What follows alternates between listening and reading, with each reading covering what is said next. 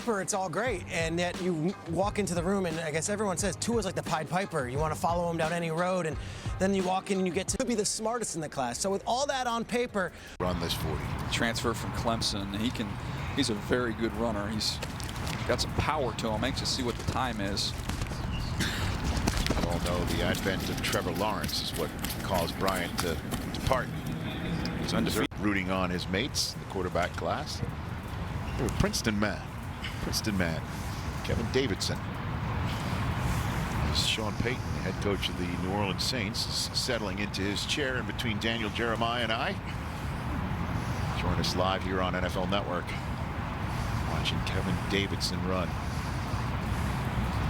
He can create a little bit, make some plays here in the Ivy League. Coach, how you doing? Good to see you, Coach. Hold on a second. We're working on his mic right there. Kevin Davidson. For one reason or another, maybe just didn't have the production. Speaking of traits, Coach, Jacob Eason from Washington, as we're watching him right now, he has got a huge arm.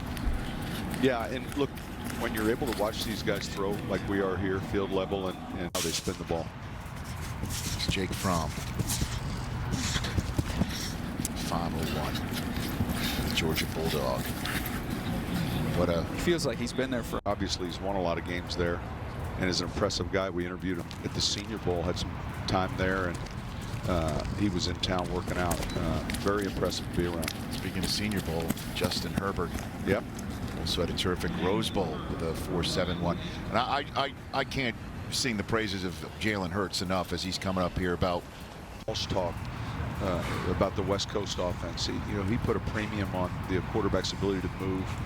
Now, whether he was going to be someone that could run for a lot of yards, that's a different story. But, a guy that we play in an imperfect game. The pass rush is difficult. And so when things become a little murky in the pocket, to have somebody that can work his way out of problems. And Michigan State gets up there.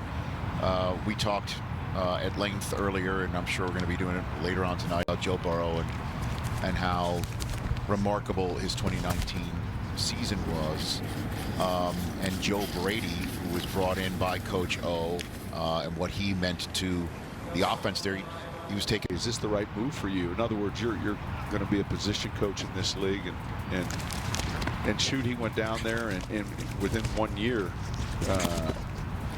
a group of guys, not just him, but obviously Joe and that offensive staff and Ed, and sometimes it would come maybe a week or two right after one of our games. and stole a couple. I love it. Listen, that you just put your name on it, and there you go. You turn it into the teacher. Coach, did you guys ever do as much empty as they did at LSU? It was 80 over. You watch a game, and you're like, he's going to get hit, and he gets hit, and sometimes that's troubling if it's a quarterback that doesn't know a man's unblocked. And I think you'd go a whole season watching Burrow's film, and I don't know, one time they changed the look up. It's something I think is a strength of his. So does that make sense? And in talking to him, and we were trying to figure out the difference between 18 and 19, when we talk about his vision, how great his vision, and just getting more guys out, that help explain a lot of what you see in that massive. Yeah, it's part of it, I think. Yeah. And there were probably a number of things. And shoot, I thought they played exceptional defense in 19. Well, that's a great ally for good quarterback play. But clearly, he felt more and more comfortable with what they were doing, and you just saw that. I mean, you just saw that confidence grow, not only with himself but his teammates. And this event will be littered with LSU 16 players. of them. How about that? Right? Unbelievable. That's a lot of players from one school. You ready for your umpteen with Drew Brees? Yeah, we're excited.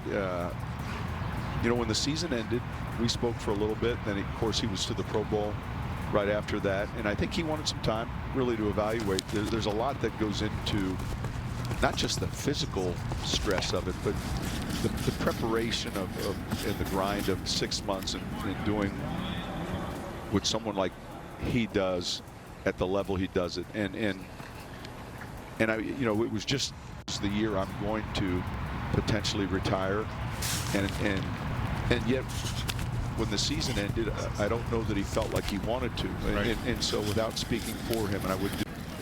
Former Clemson, now Missouri Tigers, right? Princeton's Kevin Davidson. His hands were underneath 9 inches, so there was talk about that with him down there. So somebody had to come over and monitor taking a final down at an All-Star game. Proctors specifically. Apparently, do there's such a thing, some floating Princeton proctors out there. Who knew? Some official 40 times, and 2 of them officially faster than the unofficial time. Memphis's Antonio Gibson sub 4.4, 4.39 for those guys. To be expected. Jefferson to add the tape that we've seen to the 4.43 that he officially ran. That is quite a night so far. Here's Jake Fromm of Georgia. Good eye, good eye. I think we talked a little bit about it, DJ, too, is that in control, knows what he's doing. Matter of physicality, really. You know, as I've been watching him a little bit down here, it comes to pass when you're watching him in person that you still wonder, is there enough there now? But I also believe there's also a floor of a type of to have to be one of those upper echelon quarterbacks in the NFL, and still questioning whether he has that or not. But there's a great example, Rich, there, not to cut you off, no, go for it. As DJ was talking about, a lot of times when you watch Herbert throw, you just got to get back and let it go. You got to trust yourself and let it go. But a lot of times it looks like he's aiming. You saw that on that first drill. It bounced to the receiver because he's trying to be measured. And just for our viewing audience here, you know, Kurt and I was talking about this earlier. The slant route, I'm like, listen, dude, that slant route is getting way up in there where those linebackers are. So you're going to see a lot of see a lot of balls that are either behind them. See a guy come all the way out of his break. So we're worrying about completions here, where, as you said, I'm not worried so much about completions as you're throwing to different guys. I just laugh at the fact, of course, he was number 1. Right, yes, right. And it was 20 years ago last week. 20-year anniversary of Tom Brady in the old. It could have been the Hoosier Dome back then. The Hoosier Dome. Now we're in the house that Peyton Manning built, and there's conversations that perhaps Tom Brady might be welcome here. Should he not want to return to New England, or New England and Tom can't figure out how to make it season 21 or 22 and wrap things up for his career whenever he wants to. It's amazing. Going through the same drill that we just saw moments ago, but now on the other side of the field, as we welcome in 3 more of our colleagues to continue the coverage here on the concourse here in Lucas Oil. There's Chris. Those concerns, get the ball out early. Nice catchable ball. I don't think there's a handful of teams, and I look at teams kind of in the South on the West Coast, you know, play inside. I mean, I look at a team like the Atlanta Falcons. You try and get somebody to sit behind Matt Ryan. Here's the man who succeeded the Jacksonville sensation, Gardner Minshew, in Washington.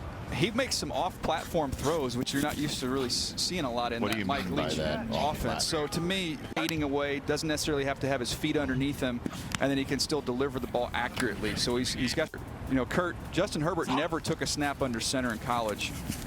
And so this is all brand new for him, as well as it is for a lot of these guys. That is the ability to get your weight going back and get set on the top of the route, because as you're talking about shotgun, they're up. So that's one of the things that you got to pay attention to, is how does he get balanced up and the timing of his feet on the back of his drop to be able to get that football out. What's your evaluation of Jalen? This is interesting to me. Now, the issues that Jalen Hurts has sometimes is vision and anticipation, which you're not going to really see in this setting. But we saw the athlete that he is, and you see him throw the football. The ball is live. It jumps out of his hand.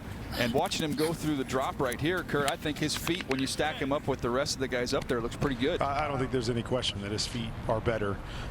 Again, watching at the top, not relaxing, not coming up. But you're right. I mean, the biggest thing is this kid, it throws on the run. Bottom line is, how good can he be inside the pocket, deciphering things, getting the ball out on time, as you were talking about, DJ? I think it bears pointing out here as we're watching this quarterback class work out. Burrow not throwing in this group. Tua's in the next group. We know why he's not throwing. That the last 2 most valuable players of the National Football League were in the combine 2 and 3 years ago, respectively. Neither of them. Kelly Bryant. Seeing some deep balls here now, DJ. We've seen some really nice throws. Those 3 balls he's thrown today, they were outstanding. All right, so maybe he's just teeing it up and letting it fly. Yeah, there you go. Cut it loose. The Princeton man here at the combine in a season or towards the end of it, completely reconfigured by an Ivy Leaguer going into New England and beating the Patriots. Take your time. And Ryan Fitzpatrick, you could say because of him the Dolphins aren't drafting higher than 5th. I mean, what a season he had, man. I was in Kansas City for the Chargers-Chiefs game, and the stadium erupted in the middle of it to share the news that the New England Patriots had lost. All right, now here's the deep throws that Peter Schrager was telling us to keep an eye out for. Jacob Eason. Nice ball. Yeah, he used wrote yesterday about him, and the first thing out of his mouth was, that dude has a howitzer. And then we started talking about him and some things he needs to work on, some, a bit better and more consistent with his touch and accuracy. But arm strength wise, this is top shelf.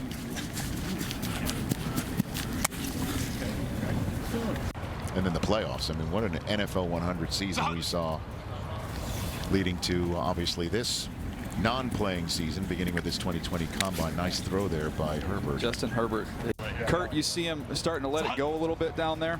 Yeah, I mean, I think this is where he finds his groove, where he's not worried so much about the footwork and those types of things, and he can just kind of set and let that ball go. But you're looks right. Like he's just flicking his wrist, Kurt. I mean, it looks he's laying it out there. Normally, we talk about 42 to 44 on these go routes. He's letting it go a little bit farther than that to show off a little bit. Beating Utah.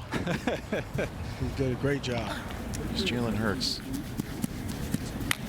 Jalen Hurts, is somebody that's, you might have something with him. I think he could come out of this thing when it's all said and done. People have been talking about him as a as a playmaker, and you're seeing now he can really spin the football. He's got some things to clean up, but there's a lot to work with there. Well, you add in what toughness, competitiveness, son of a coach. He checks a lot of those boxes. Okay, so we're watching the first group of wideouts and quarterbacks work out on field together. The second one after this, that also includes Henry Ruggs. We'll see if we have an all-time